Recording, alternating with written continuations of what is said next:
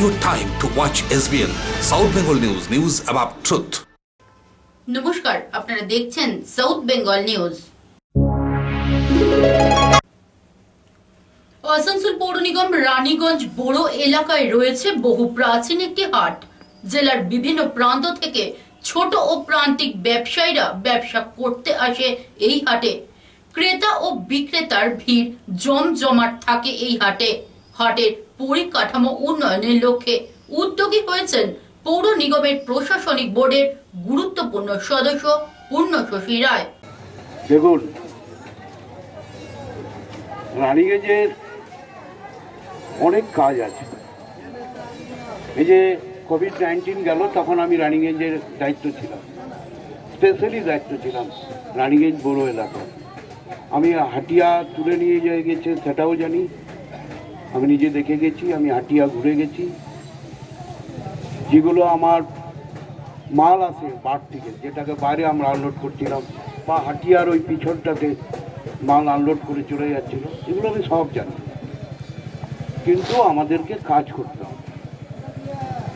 এই যে যেমন ধরুন, এই হাটটা আমাদের হাট, তা আমাদের হাট থেকে আমরা টাকা পাই, ভাড়া পাই, যেমন পাই 12 লাখ, 13 লাখ, 14 লাখ।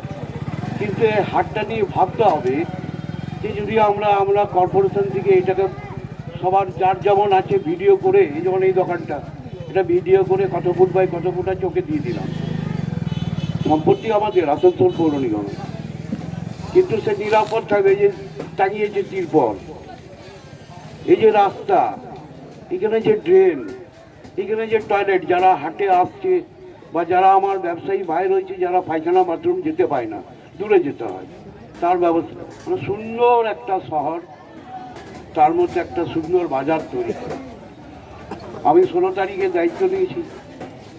তারপরে দুর্গা পূজা, লক্ষ্মী পূজা, মাঝে আছে কালী পূজা, ছট পূজা।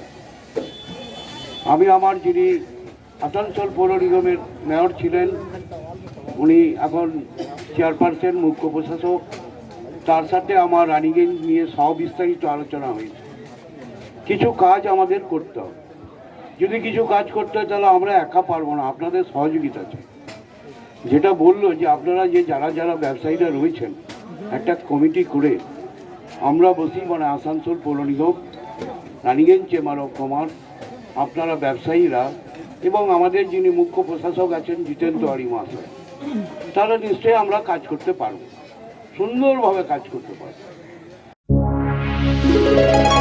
পশ্চিম বর্ধমান জেলার কুলটি থানার চৌরঙ্গি ফাঁড়ির অন্তর্গত মাইথন কল্যাণেশ্বরী সড়কে সাইকেল এবং মোটর সাইকেলের সরাসরি সংঘর্ষে মৃত্যু হয় আনন্দময় ঘোষ নামে এক সাইকেল আরোহীর। ঘটনাস্থল থেকে পালিয়ে যায় মোটর সাইকেল চালক কল্যাণেশ্বরীর বাসিন্দা তন্ময় ঘোষ। পুলিশ আটক করেছে মোটর বাইকটিকে। মৃত আনন্দময় ঘোষের পরিবারের সদস্যরা মৃতদেহ আটকে রেখে ক্ষতিপূরণের দাবি জানায়। চৌরঙ্গি ফাঁড়ির পুলিশের মধ্যস্থতায় একটি মীমাংসা সূত্র বের হয়। নগদ 6 লক্ষ টাকা তুলে দেওয়া হয় মৃত ব্যক্তির পরিবারের হাতে। কুলটি থেকে কাজল মিত্র, রিপোর্ট SBN। क्या हुआ था? तो बाइक वाला आके साइकिल को मारा, हम लोग अंदर से आवाज किया, पता चला साइकिल वाला काम है जिसको लगा वो कहाँ का है? वो देवीपुर का है, लेके जाके सामने से देवी पूजा देता है। कितना चोट लगा था उसको? माथा में है, ब्लड गिर रहा था, क्या डॉक्टर बताएगा। पुलिस उठा के लेके गया उसको? हाँ, थाना वाला को फोन किया। कहाँ पे हुआ है ये चीज? ये तारा माँ का सामने। क्या नाम हुआ आपका? राहुल पंडित। आप क्या दुकान करते हैं? हाँ। সংবাদ সফরে রয়েছে ছোট্ট একটি বিজ্ঞাপন বিরতি। দেখতে থাকুন south Bengal news. India International School, an ideal school and the correct destination of your child's education. It is a co-educational English medium 10+2 school affiliated to the CBSE board. Your child's bright future will be shaped by the indefatigable endeavor of the faculty amidst pollution-free and lush green surroundings. Sri A.K. Sharma, an educationist and recipient of President Award, envisages complete physical and mental development of the students through proper education. We welcome you to India International School, Asansol. The basic objective of our school is to provide the qualitative education to our students. And the first priority is the discipline, then academics and co-curricular activities. Whosoever comes, besides giving only bookish knowledge is not our objective.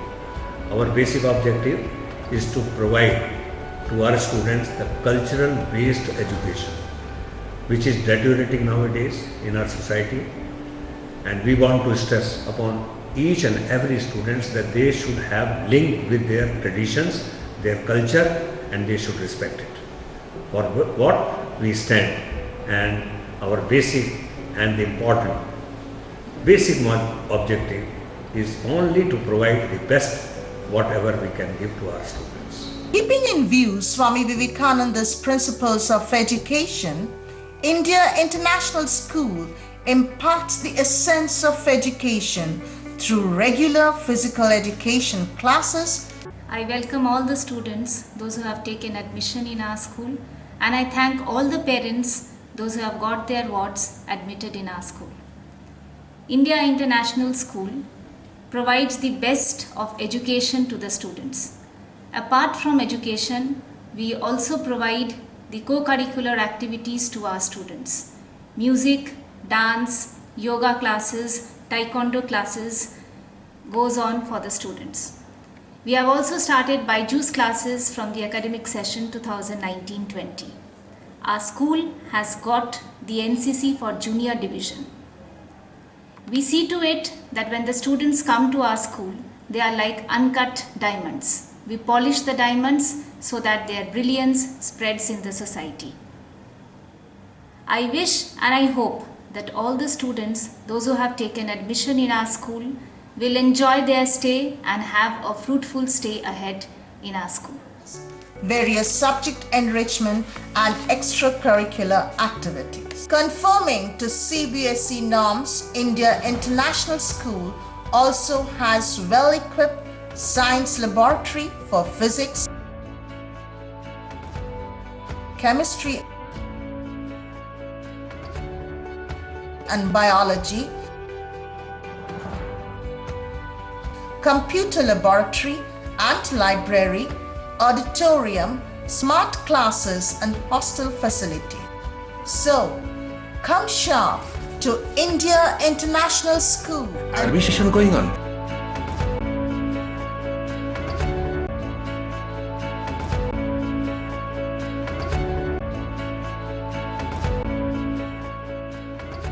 Mobile number 8170056001.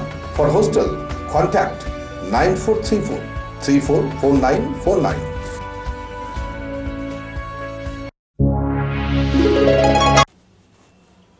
Asansol পৌর নিগমের সাফাই কাজ, পানীয় জল সরবরাহ, শহরকে জীবাণুমুক্তকরণ এবং অন্যান্য পরিষেবা প্রসঙ্গে সংশ্লিষ্ট দপ্তরের আধিকারিকদের নিয়ে বৈঠক করেন জেলার অতিরিক্ত জেলা শাসক তথা পৌর নিগমের সচিব খুরশিদ আলী কাদরি। আসন্ন দীপাবলি এবং ছট উৎসবকে সামনে রেখে পরিষেবাকে আরো গতিশীল করার নির্দেশ দেওয়া হয় কর্মীদের।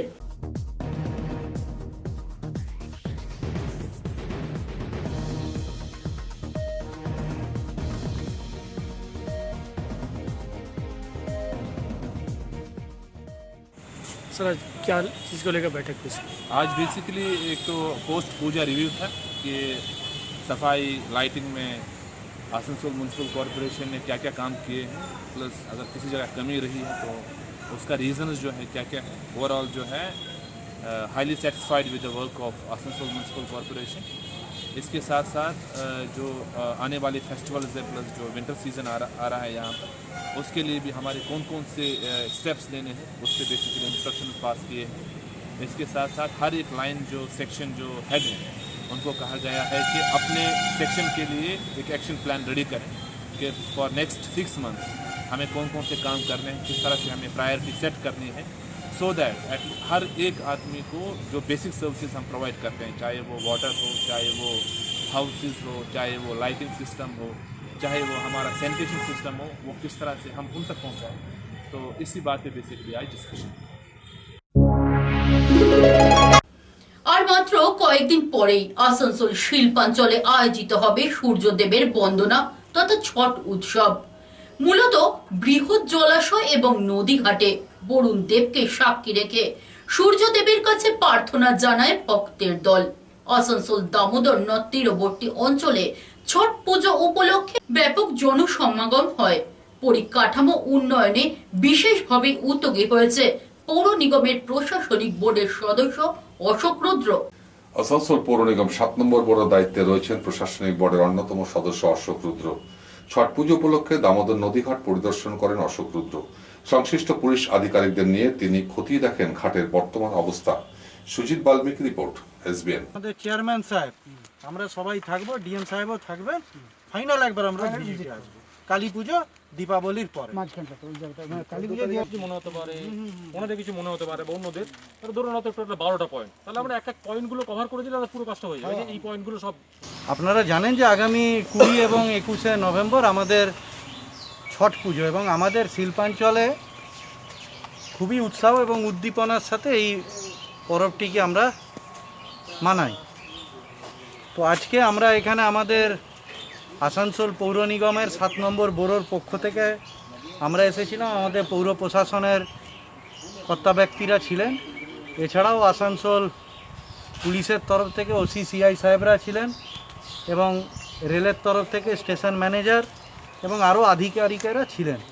আমরা আগেই বেশ কিছুদিন আগে এসে আমরা দেখে গেলাম যে কোন জায়গাগুলো আমাদের সুবিধে অসুবিধের জায়গাগুলো, কারণ আমরা চাই যারা এখানে পুণ্যার্থীরা আসেন পুজো অর্চনা করতে, ছট মায়ের পুজো করতে, তারা যাতে পুজোটা করার ক্ষেত্রে কোনো রকমের অসুবিধার মধ্যে না পড়ে আমরা দেখেছি। এবং আমরা আবার কালী পুজো দীপাবলির পরে আমরা আসব, তখন আমাদের চেয়ারম্যান সাহেব থেকে শুরু করে আমাদের পুলিশ কমিশনার সবাই আবার আসবেন, এবং এর মধ্যে যে জায়গাগুলো আমাদের রিপেয়ার করার দরকার সেগুলো আমরা সাঁপাই থেকে শুরু করে কোথাও জল জমা হোক, কোথাও রাস্তায় প্যাচিংয়ের কাজ হোক, যাতে এখানে প্রচুর আপনারা জানেন কয়েক হাজার গাড়ির পার্কিং হয় এবং লক্ষাধিক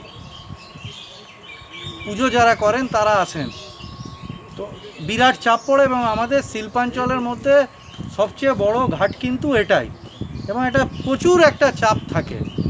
তো সেই চাপটা যাতে আমরা ভালোভাবে কাটিয়ে উঠতে পারি, যারা আসবেন তারা যাতে ভালো করে পুজোটা করতে পারে, তাই আগে থেকে এই বছর এসে আমরা এই জায়গাটাকে একটা ইন্সপেকশনের মতো করে গেলাম। দাদা, এই বছর তো করোনা পিরিয়ডে আপনারা সেই ব্যবস্থাটা কি করছেন? না, আমরা অবশ্যই আমাদের পৌরসভার তরফ থেকে আমরা আবেদন করব যে যেহেতু করোনা হচ্ছে, একটা সচেতনতার জন্য যে বিধিগুলো মানুষ মেনে চলছেন সেইভাবে প্রত্যেকের দায়িত্ব সচেতন হয়ে, যেভাবে আমরা দুর্গাপুজো করেছি আমাদের এই এলাকায়, আমরা ছট পুজোটাও সেইভাবে করব। প্রপার ডিস্টেন্স মেনে যা যা প্রোটোকল থাকে, স্যানিটাইজার নিয়ে একদম মুখে মাস্ক পরে পুজো করতে আসছি। কেউই চাইব না কি অন্যথা করোনার কারণে কেউ সংক্রমিত হন, তো আমরা সেই আবেদনও করব, এবং মানুষ সচেতন আশা রাখবো সবাই স্বাস্থ্যবিধি মেনে আমাদের এই পুজোটা তারা করবে।